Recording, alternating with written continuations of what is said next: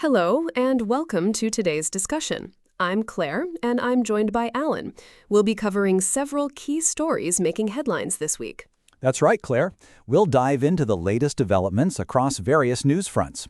Let's start with our first story. The Kennedy Center Board has voted to put former President Donald Trump's name back on the building. This decision comes after a federal judge had previously ordered the removal of his name. That's interesting. What was the reasoning behind the board's decision to reinstate Trump's name on the building? The board voted to add the phrase "restored and renovated by President Donald J. Trump" to the building's facade.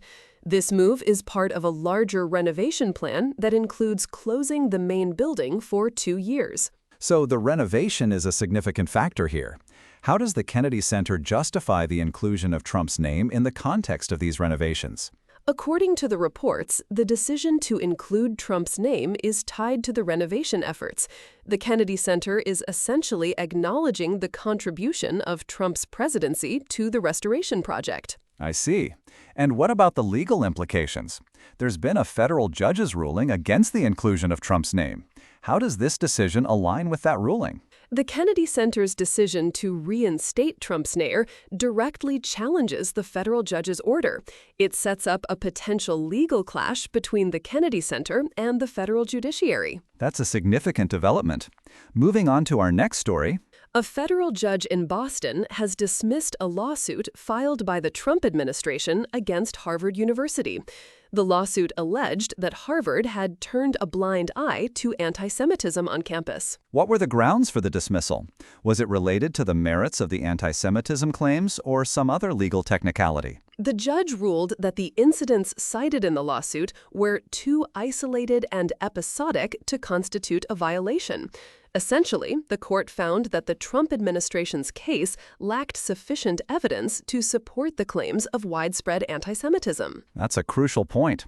How does this dismissal reflect on the Trump administration's approach to addressing anti-Semitism, at least in the context of this particular lawsuit? The dismissal suggests that the Trump administration's lawsuit may have been based on insufficient or anecdotal evidence rather than a broader pattern of negligence by Harvard. Okay, let's move on to another story. Poland's Prime Minister, Donald Tusk, announced that Polish authorities have arrested a Russian citizen accused of plotting to kill a Ukrainian-American citizen in Warsaw.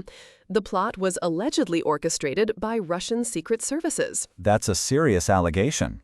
What do we know about the circumstances surrounding this plot and the arrest? According to Prime Minister Tusk, the Russian citizen was recruited by Moscow's secret services to carry out the assassination. The operation was thwarted when Polish authorities took the suspect into custody on August 7. This incident highlights a significant escalation in tensions between Russia and NATO member countries.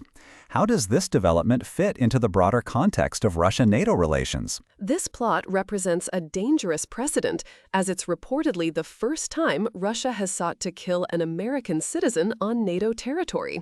It underscores the heightened tensions and security concerns between Russia and Western countries. Let's shift gears to our next story. Former Maine Democratic Senate nominee Graham Plattner is set to speak at a Labor Day rally. This will be one of his first public appearances since he ended his campaign due to a sexual assault allegation. What are the implications of Plattner's return to the public stage, especially given the circumstances that led to his withdrawal from the Senate race? Plattner's decision to speak at the Labor Day rally suggests he's attempting to rebuild his public presence.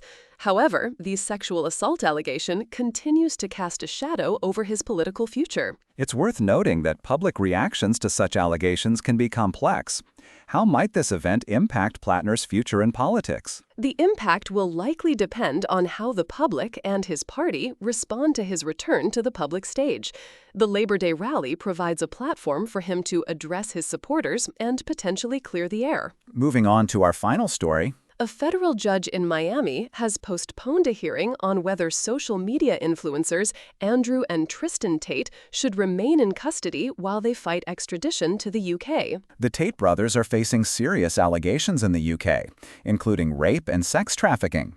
What are the key issues at stake in this extradition case? The central issue is whether the Tate brothers will be extradited to the UK to face trial. The postponement of the hearing delays the decision on their custody status and extradition. How does this development affect the legal proceedings against the Tate brothers? Are there any implications for their rights or the potential trial outcome? The postponement gives both sides more time to prepare their arguments regarding the brothers' custody and extradition.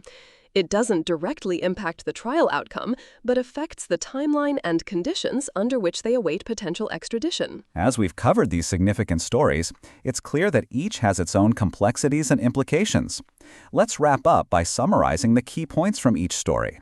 We've discussed the Kennedy Center's decision to reinstate Trump's name on the building despite a federal judge's order, the dismissal of the Trump administration's lawsuit against Harvard regarding anti-Semitism, Poland's thwarting of a Russian plot to kill an American citizen, Graham Plattner's return to the public stage at a Labor Day rally, and the postponement of the hearing on the Tate brothers' custody as they fight extradition. These stories highlight the diverse and complex nature of current events, from legal battles and international plots to political comebacks and extradition cases.